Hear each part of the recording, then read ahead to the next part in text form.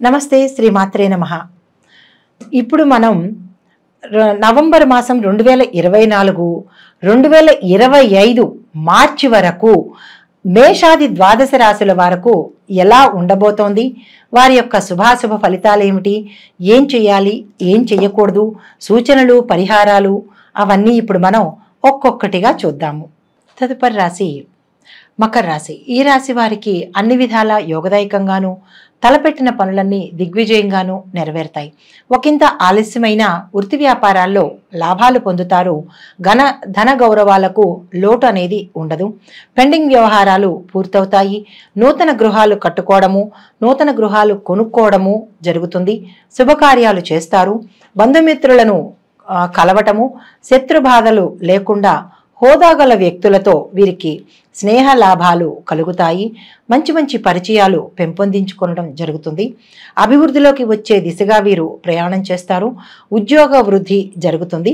గృహ జీవిత ఆనందమునకు కావలసిన వస్తువులను సమకూర్చుకుంటారు. వాహన యోగము ఉంది. ఆరోగ్యంలో చక్కగా బాగుపడుతుంది. గతంలో ఏమైనా ప్రాబ్లమ్స్ ఉంటే కనుక ఈ మాసంలో వారికి ఆరోగ్యం చాలా చక్కగా ఉంటుంది. అయితే చోర భయము ఒకంత సూచన కనబడుతోంది కాబట్టి మీ విలువైన వస్తువులను భద్రంగా చూసుకోవాల్సిందిగా సూచన చెప్పడం జరిగింది.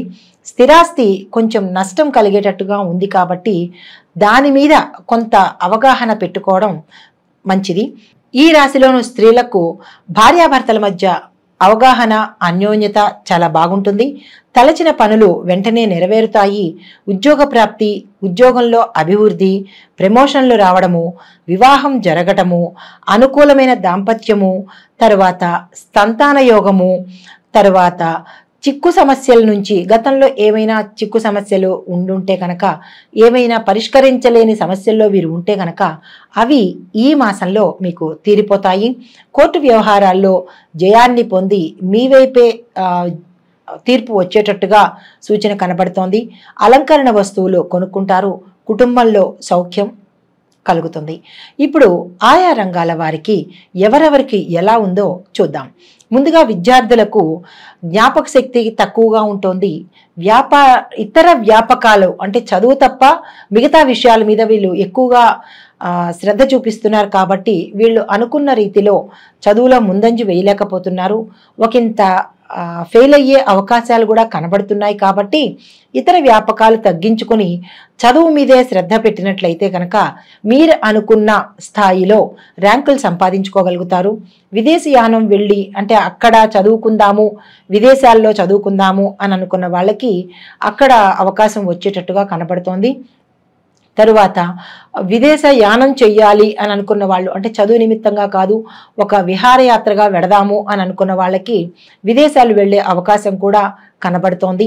తరువాత పోటీ పరీక్షల్లో కనుక మీరు ఏదైనా పోటీ పరీక్షలకు అప్లై చేస్తే కనుక మీరు తప్పకుండా విజయాన్ని సాధిస్తారు.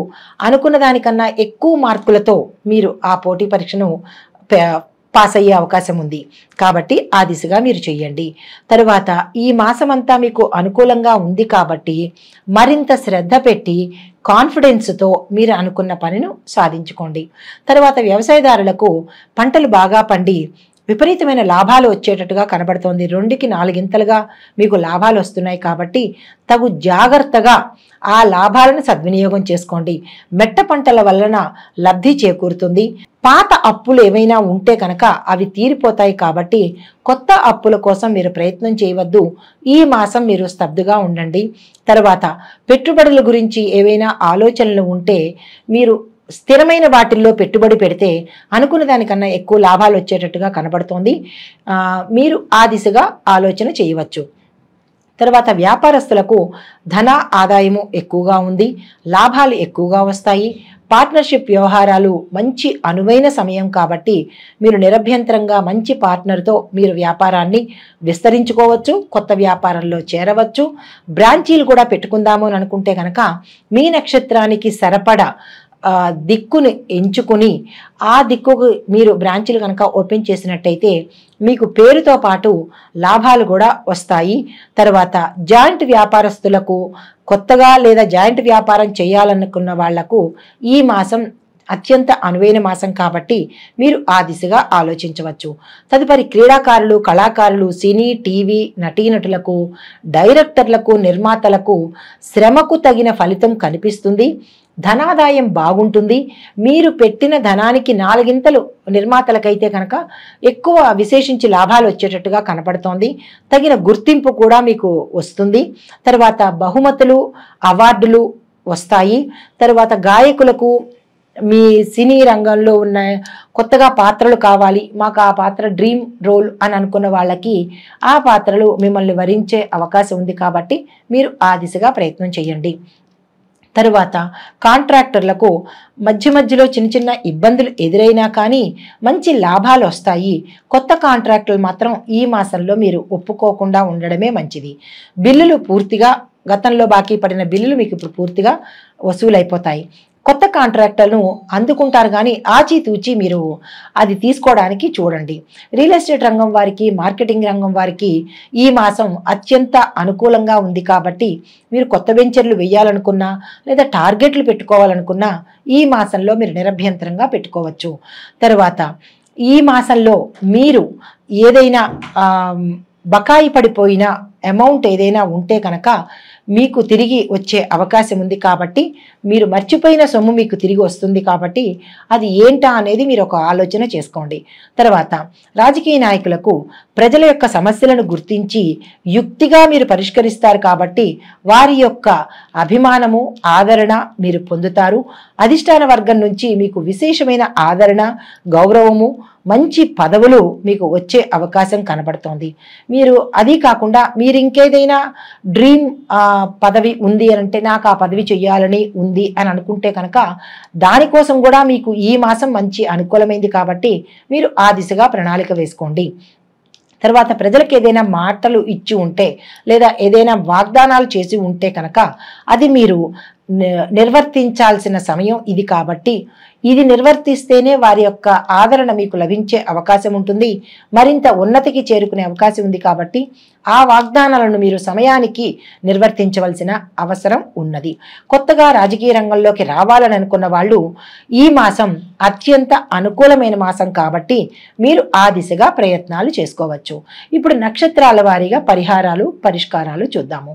ముందుగా ఉత్తరాషాఢ 2, 3, 4 పాదాల వారికి నవంబరు, డిసెంబరు 2024, జనవరి, ఫిబ్రవరి, మార్చి 2025 వరకు ఈ నెలలు మీకు అత్యంత లాభదాయకంగాను అత్యంత యోగ్యంగాను ఉన్నాయి కాబట్టి మీరు ఈ మాసాలని సద్వినియోగం చేసుకుని ఏ పని చేపట్టాలన్నా కొత్తగా ఏమి ప్రారంభించాలన్నా మీరు ఈ మాసాలలో చక్కగా చేసుకోవచ్చు. అయితే ఈ గ్రహాలకి శాంతి చేసుకోవాలి అని అంటే మీ యొక్క గ్రహానికి శాంతి చేయాలి అని అంటే కనుక గ్రహశాంతి కోసము ఆదివారం రోజున కేజీ గోధుమలను దానంగా ఇవ్వండి. మీ యొక్క అదృష్ట సంఖ్యలు 3, 4, 5, 9. అదృష్ట వారాలు బుధ, గురు, శనివారాలు కాబట్టి ఈ వారాలను చూసుకుంటూ అదృష్ట సంఖ్యలతో మీరు బేరీజు వేసుకుని ఏ పని చేపట్టాలన్నా ఇందాక చెప్పుకున్న పై మాసాలు ఉన్నాయి కదా ఆ మాసాలలో మీరు పనిని నిరభ్యంతరంగా ప్రారంభించవచ్చు, కొత్త ప్రణాళికలు వేసుకోవచ్చు. తదుపరి శ్రవణ నక్షత్రం వారికి డిసెంబర్ 2024, జనవరి, ఫిబ్రవరి 2025 మాసాలు అంటే ఈ 4 మాసాలు మీకు చాలా అత్యంత లాభదాయకంగాను యోగ్యంగాను కనపడుతున్నాయి కాబట్టి మీరు ఆ దిశగా ఏదైనా కొత్తవి చెయ్యాలి అని అనుకున్నా లేదా కొత్త పనులు ప్రారంభించాలనుకున్నా శుభకార్యాలు చేయాలనుకున్నా ఈ మాసాలు మీకు అత్యంత అనుకూలమైనవి కాబట్టి మీరు అవి ప్రారంభించండి. మీ యొక్క గ్రహశాంతి కోసము సోమవారం నాడు కేజింపావు బియ్యము ఏదైనా శివాలయంలో దానంగా ఇవ్వండి. మీ యొక్క అదృష్ట సంఖ్యలు 1, 2, 3, 4.